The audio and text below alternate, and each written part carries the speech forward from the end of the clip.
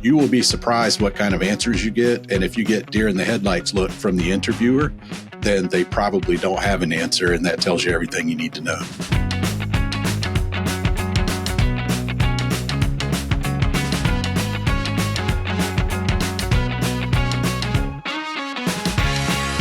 All right. Hello. Welcome back. Hired the podcast. I've missed this. Bryan, we took a little bit of a hiatus, and this is officially the first episode of Season 4 of Hired the Podcast. I'm Travis Miller, and with me today is Bryan Howard. Bryan's the CEO of Peoplyst and author of the Vanguard Edge. Bryan's got over 20 years of experience helping businesses solve the people problems that really stand in the way of their success. Bryan, how's it going, man? It's going great. Thanks for having me as your first guest in Season 4. Yeah, it's... Gotta shake the rust off a little bit, but I think we'll be good. So, Bryan, interesting. We were just talking before we hit record, and you just changed the name of your company to Peoplyst. Company's been around for over 3 years. Just changed the name, and you're telling me about how. It was a bit of a struggle for you. You had some challenges, but you made it through. And I thought that was such an interesting parallel to one of the things that you talk about in the book, which is the Vanguard curve, right? Mm-hmm. Which is, I guess it's similar in theory to the stages of grief, but how leaders and teams should react to any challenges or changes that they're facing. Tell me a little bit about your journey and what happened and how you dealt with it versus how a typical person might deal with it, where they're ticked off, they get angry, they try and bargain, and then finally at the very end they deign to accept. Yes. So I got an opportunity to practice what I preach because we were called Mercury Performance Group. That's what the company was founded as a little over 3 years ago.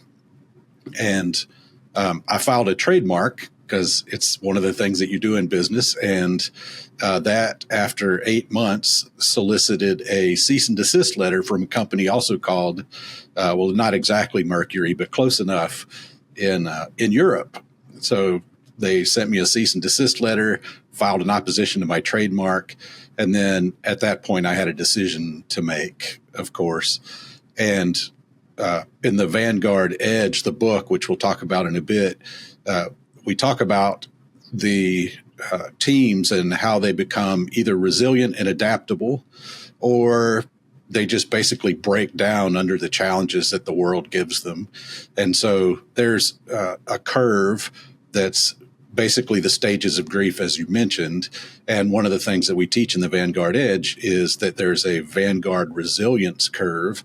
Once you build up the competency of adaptability and resilience, you basically skip those first few steps of the grief curve, which are typically anger and sadness and basically the need to just say, this isn't happening to me. This can't be real. This isn't happening.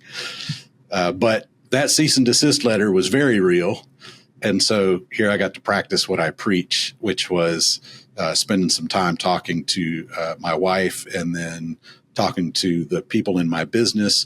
I treat all of my employees like partners in my business. So I talked to each one of them, and we decided a new path forward would be to change a new name and rebrand. Even though that would come with some pain of its own, the quicker we got past the stages of grief, so to speak, as we preach in the Vanguard resilience curve, the faster we could get to starting our new future, which is now Peoplyst, as you mentioned. And our new logo, our new brand, basically the new attitude of the company has been very well received. And we thought we'd have a lot of issues with marketing and top of funnel recognition. But funny enough, people seem to be thinking that Peoplyst has been around for a while, even though we just made up that word as part of this effort. So we're real happy with our new brand and got to demonstrate what resilience looks like in the face of challenge. I want to ask you about that philosophy of treating all of your employees, all of your team, like partners, and enlisting their help and enlisting their advice on big decisions like that. How do you ensure that when you do that, you're not alienating people by asking for their advice, asking for their input, and then basically saying, thanks, but I disagree, we're not going to go down that path.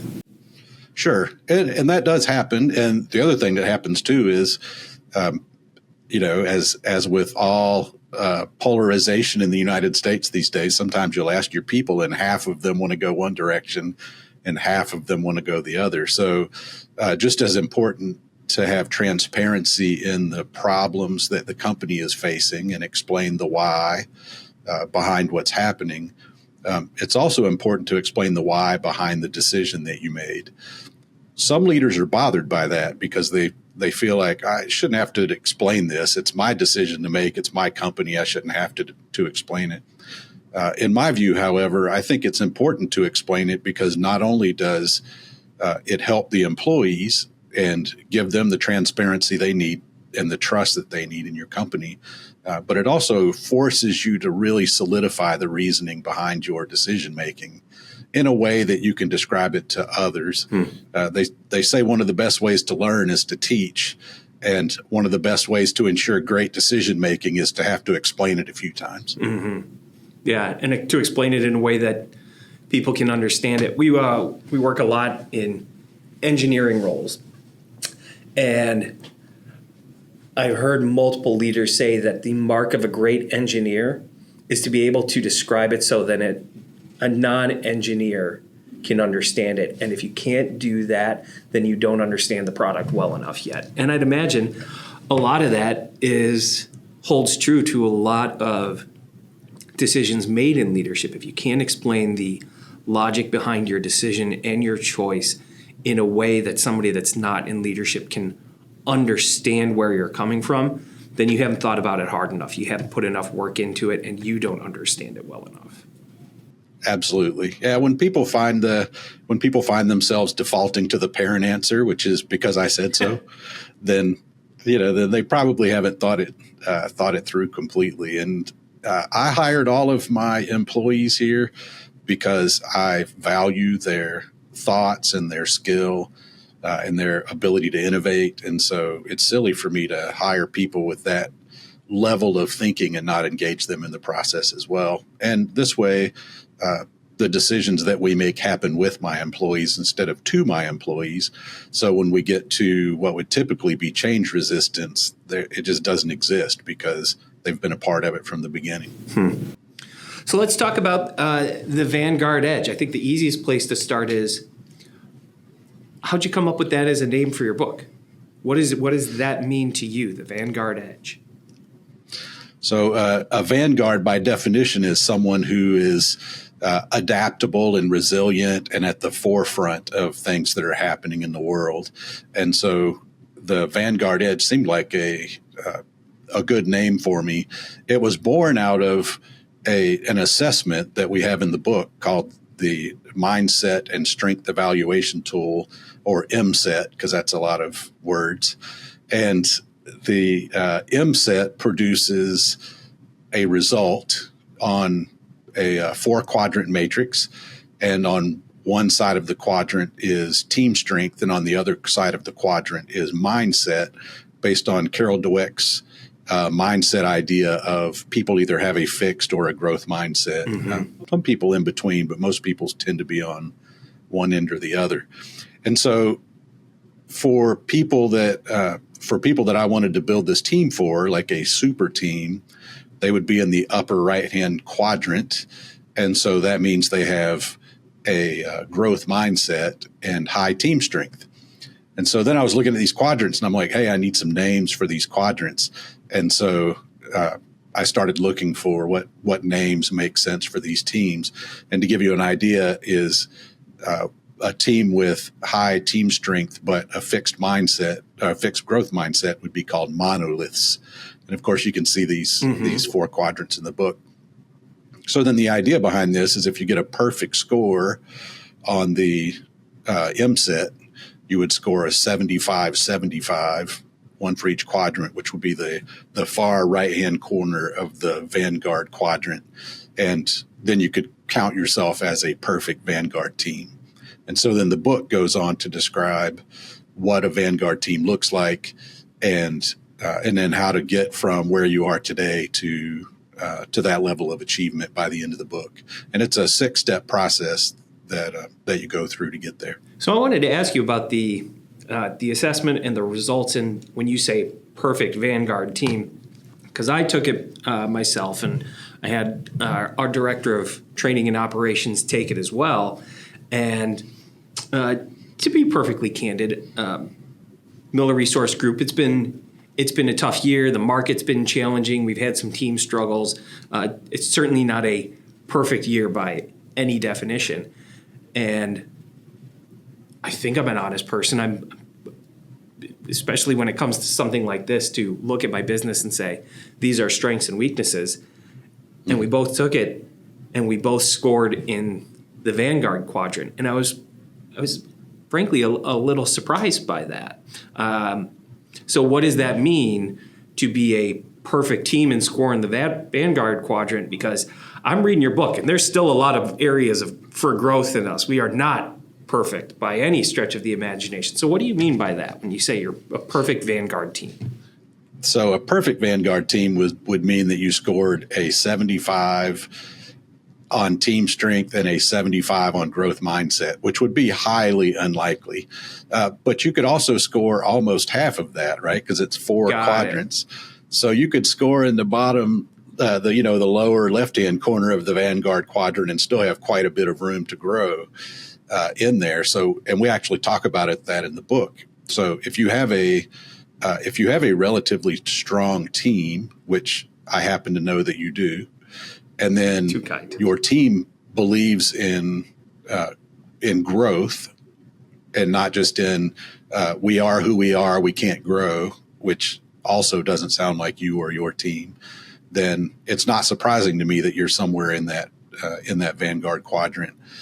And the journey is one trying to get to that 75-75, not necessarily just sneak into the quadrant at the bottom, at the bottom corner. Got it. Well, that makes sense. And that makes me feel better that I still have plenty of room to grow, because you told me you took that assessment, you are perfect, Travis. You don't need to change anything. I'd be terrified. No, it's really all about the score. It's interesting. We've had, as you can imagine, there's been thousands of copies of the book go out. We've had a lot of people take the assessment, and we've had people that scored really poorly on the assessment, and then we've had people that scored great.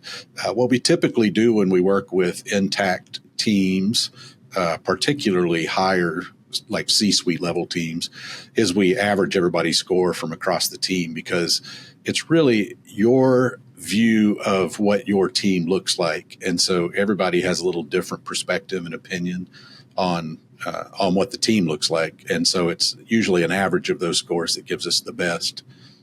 Good to hear that both you and your other teammate scored similar. Yeah. You probably got thousands of copies of the book out there. I'd imagine that most people that read the book end up taking the assessment, and even people that don't read it take it. Probably got some interesting data there. Yeah, so far so good. What we find, generally speaking, is there are a lot of people with low team strength, but a growth mindset, which is a really interesting combination, because for them, the sky is the limit, right? They could really grow into something spectacular. And then for some older companies, we tend to see them in the monolith quadrant, which is the lower right-hand quadrant, where their team is really strong, but they just don't want to grow anymore. They're like, yeah, we're good. They do what they do. They do what they do. And so that's the type of place that says, yeah, that's because that's how we've always done it. Mm-hmm. Or that's not how we do it here. We hear a lot of that too. So yeah, it's been really interesting.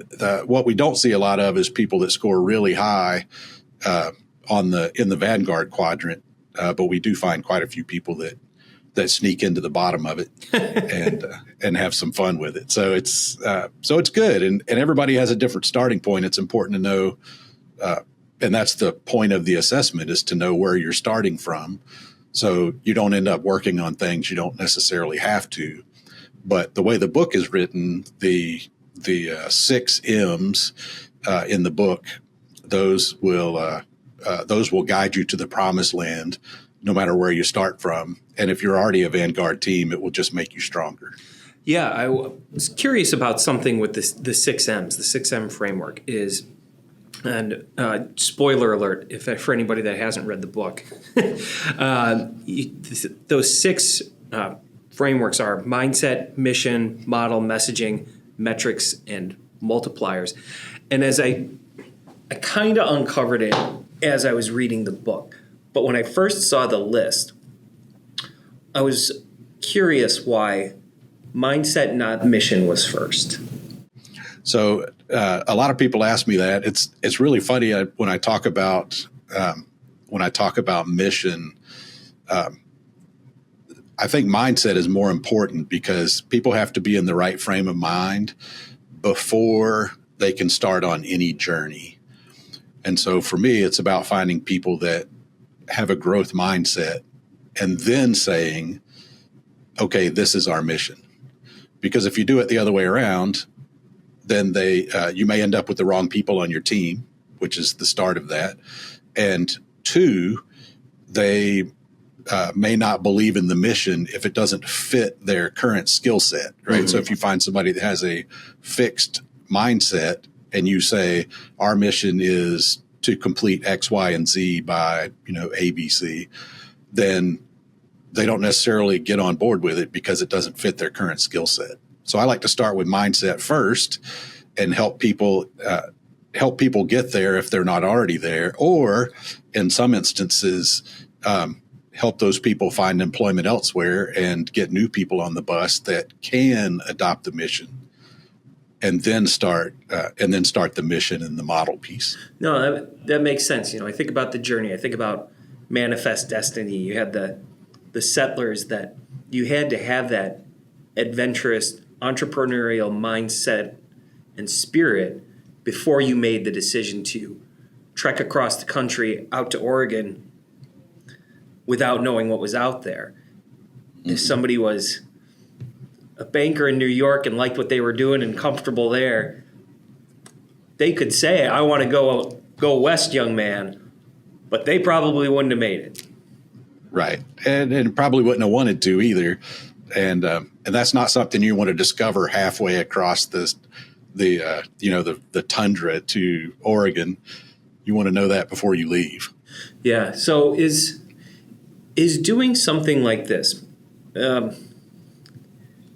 maybe these are 2 separate questions, but is it best and is it easiest to do for people and leaders and organizations that are just starting in the midst of change or well on the way to an established journey to turn inward and assess this stuff?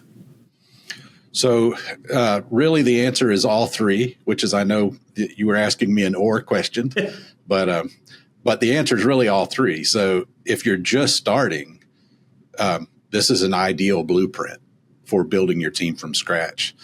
If you're in a period of change, this is a great tool or a great blueprint for deciding whether or not you have the right people on the team, shoring up the team if you don't, and then helping people select what they want to do based on the new path forward, which is great.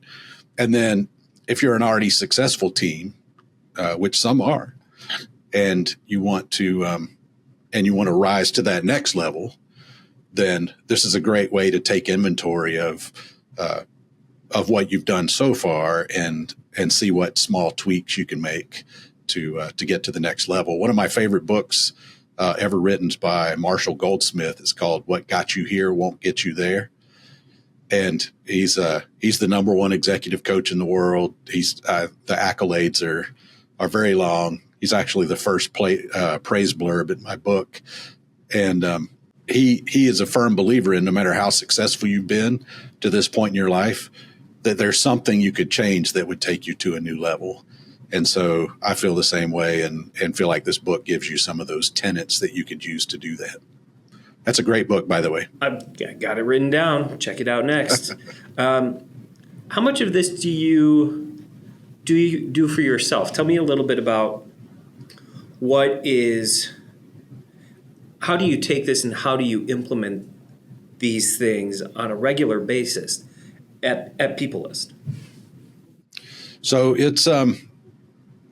it's sort of innate because I've been doing it so long. But when I say innate, I don't necessarily mean easy. I just mean it's part of who I am now. It's part of my DNA. So I do all of it, but it's not always an easy thing to do.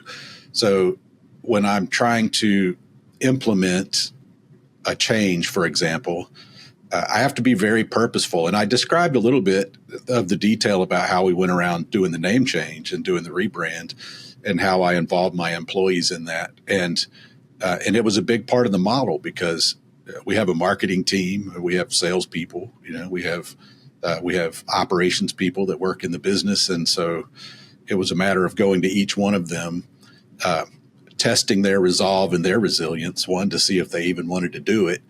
My sales team in particular was a real challenge because these are people who have been working with a brand and now they have to work with a brand new brand. Mm-hmm. And thankfully, the people that we have on the team decided to come along with us, as did our marketing company. But they could have very, very easily opted out had we not painted the vision and gave a solid path forward for them. And then of course, the model, which the model part of this is all about having the right people in the right seat on the bus, to use HP's vernacular. But yeah, so for me, it's about really just having the right people in the right place to make those decisions and implement them. And then, so that's what I do as a company. It's painful sometimes, but it's well worth the effort. Did you have anybody who chose not to join you on the Peoplyst journey, or were there other situations where you followed the same model that you chose, or you helped them choose that wasn't the path for them? Yes. So since everybody that was with me decided to go the Peoplyst route and give it a try and, see how it goes. But leading up to that, while we were Mercury Performance Group, we had some partners fall off along the way where we decided to part ways because the partnership was not fruitful as we thought it might be at the beginning. And so certainly in the life of this business, we've had some partners that I'll say fell by the wayside. And certainly in my lifetime, I've had that happen many times. Some people I did a favor by helping them move on because it was clear that what we were doing was not for them. So I think part of being a great leader is being brave enough to have conflict in a healthy way. And sometimes that conflict is just saying, I don't think you want to be here anymore. And I want to help you. I want to help you find something new. And they move on. It's really funny. I had a guy that worked for me many years ago, and he was great during the week. He worked at about 75% of the level of everybody else, though. And whenever I would talk to him, he was always tired. So one day I asked him, why are you tired all the time? I'm just curious, like family issues, something I can help with. And he said, well, if I'm being honest, I like to DJ. And so I do some DJ gigs at night sometimes, but definitely on the weekends, I spend all my time DJing. And so I fired him and told him to go be a DJ. And then he became one of the biggest mobile DJs in the state of Florida, which is great. And we're still friends to this day. But he just needed to push out the door to make him follow his dream. And so in my case, it was good for both of us to do exactly that. So sometimes bravery is helping people move along. Mm-hmm. Boy, in my younger days, I went to some of those parties and some of those DJ sets. That's not a regular concert. I mean, those guys aren't going on until 2, 3 in the morning sometimes. Yes. I'd be tired too. And then show up and work for me in the morning. It didn't work out very well, but he's a great DJ. No. I bet. So, and I guess that's, don't take this the wrong way, Bryan, but it's kind of comforting for me to talk to somebody who runs an organization based on building great teams, helping companies to develop strategies for high performance cultures, bringing on great people, getting people on board with the mission, the vision, and all pulling in the same direction. And sometimes you uncover that no matter what you do, not everyone is going to be the right fit for the rest of time. Mm-hmm. And what do you do through your hiring practice to try to identify the people who are the best fit right now for their potential, their career, and for helping you and Peoplyst achieve your vision? What do you do different than other companies? I don't know if I do anything different, so to speak. I ask a lot of questions, and I have good conversations. I don't believe, the old STAR interviewing method is great: situation, task, action, response, outcome, however you want to say it. It's a great way to have a conversation, but really what I want to know is how have you done your job in the past? And then what's even more important to me is, how did you measure success in your past jobs? Like, what did success look like to you? How did you know when you did a good job? How did your boss know when you did a good job? And I've been blessed. The size of our company, we're relatively small, so everybody that works here is close to the top. And so when I'm hiring people, I'm asking them not just to come in and be an employee, but to operate a department or a function within the business. And so I really need to know that they don't just have a good story to tell, but that they understand what metrics and KPIs are, and that they know what good looks like for the role I'm hiring for. Because I'm a little bit of a jack of all trades as an entrepreneur and business owner, but when it gets down into these functional areas, I'm hiring them to be experts as well. So I want them to know what that looks like. So for me, if you ask somebody how they do what they do and how they measure the success of it, and they can give you good, high quality, detailed answers, that's probably somebody you want on your team. And if they speak in vague generalities, that's somebody that hasn't led that function before in a meaningful way.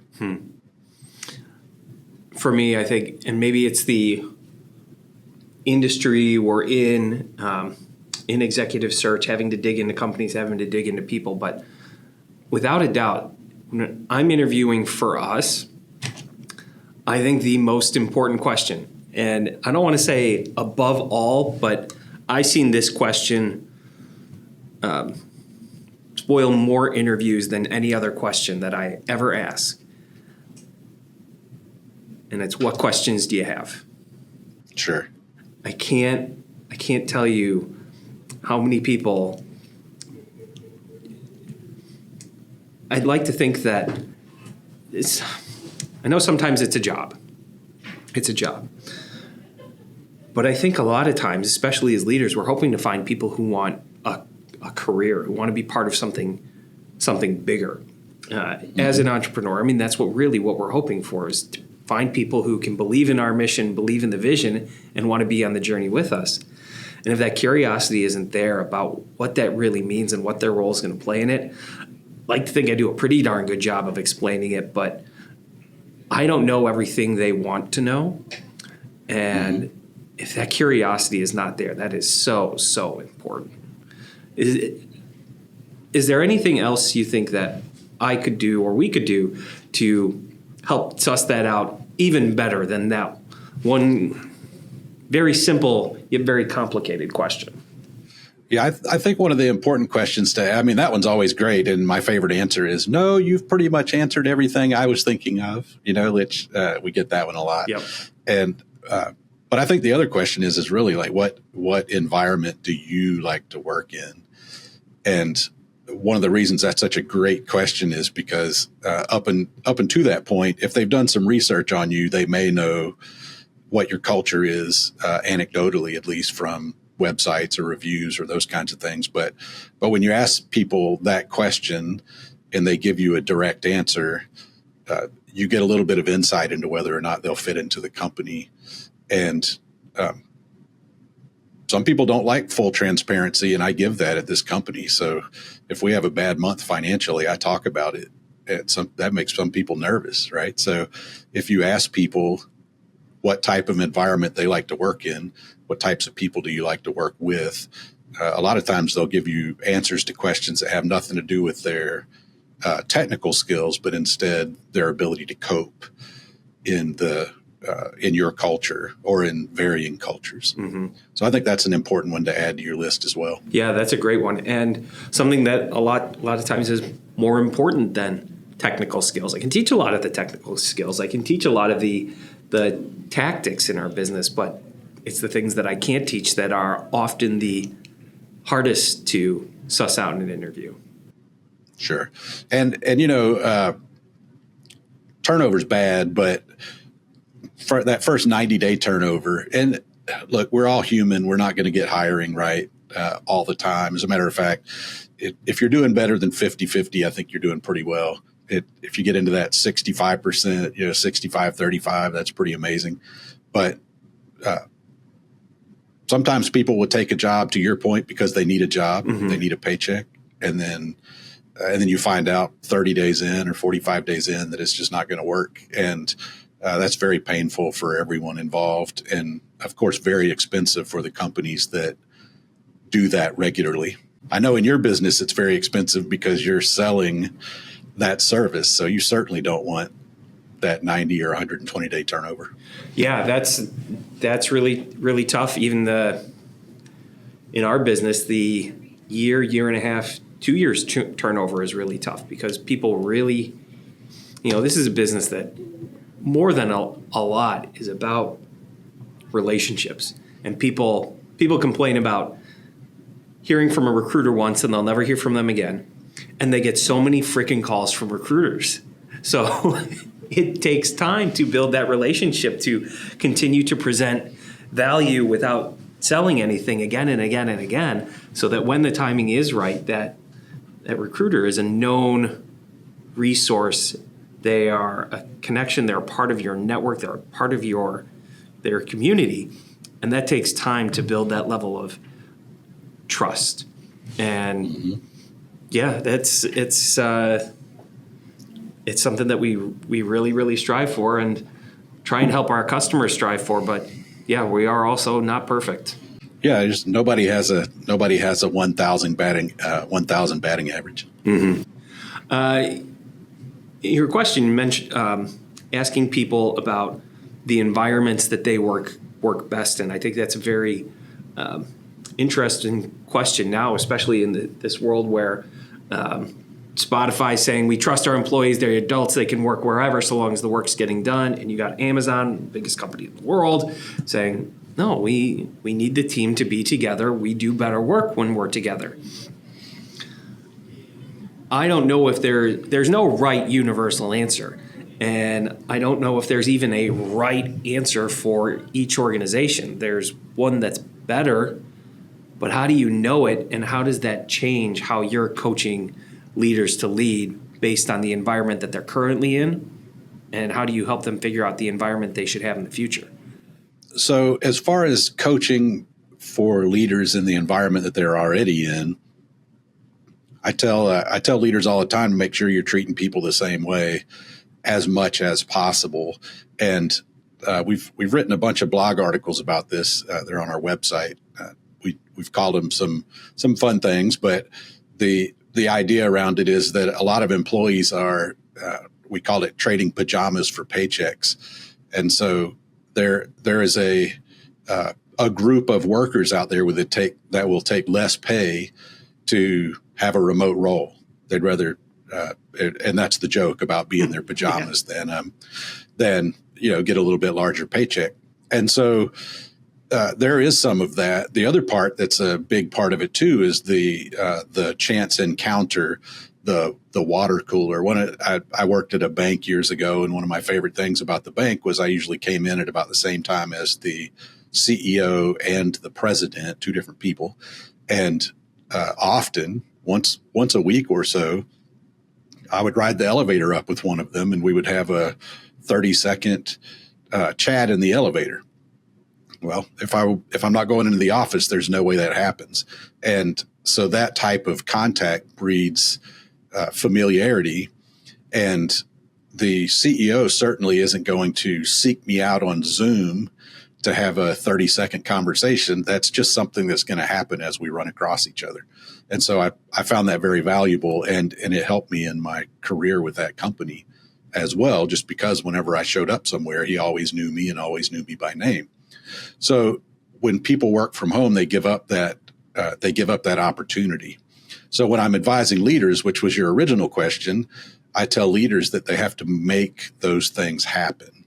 And so if you would have a 5-minute chat at the water cooler, then have a 5-minute chat over the phone and call people up randomly, schedule time between meetings, and make it feel as random as possible so that they feel like chance encounters to talk with each other. The other thing is you can facilitate similar conversations between other employees too. So today with social media or not social media, but Slack and Teams and Zoom chat, those kinds of things, you can start a group chat really easy, whether it be typing text or whether everybody hops on a quick call.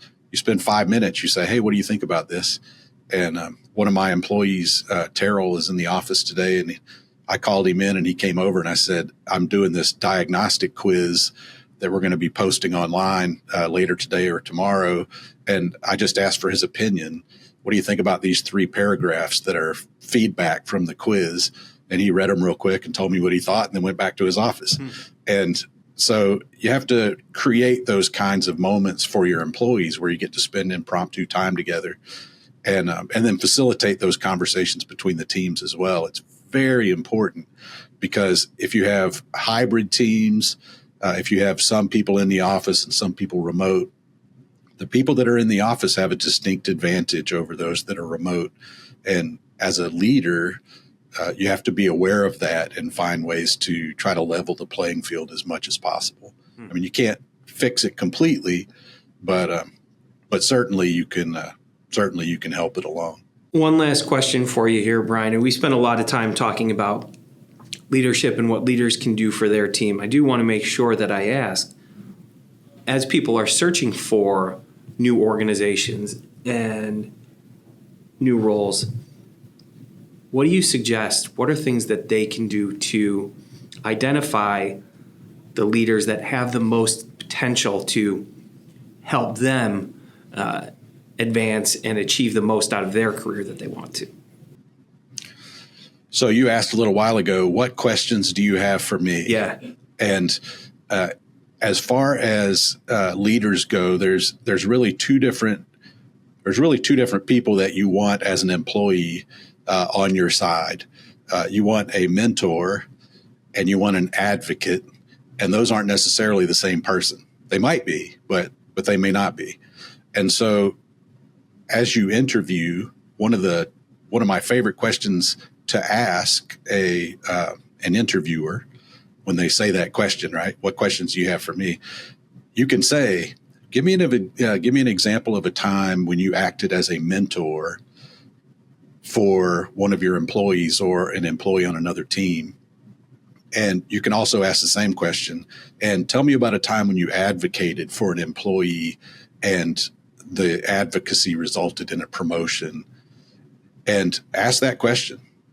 You will be surprised what kind of answers you get. And if you get deer in the headlights look from the interviewer, then they probably don't have an answer, and that tells you everything you need to know. That is a great, great question to ask during an interview. I love that.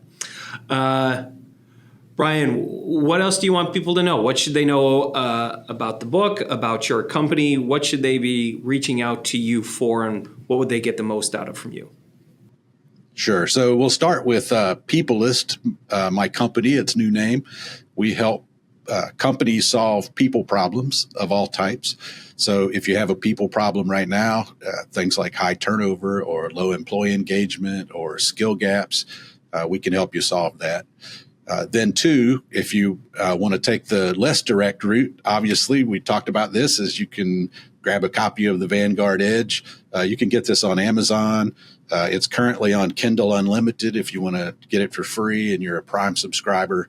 Also, since you're listening to this podcast, if you just send me a note with hired podcast in the subject line, you can send it to Bryan, Bryan, Howard, Howard, at peoplyst.com.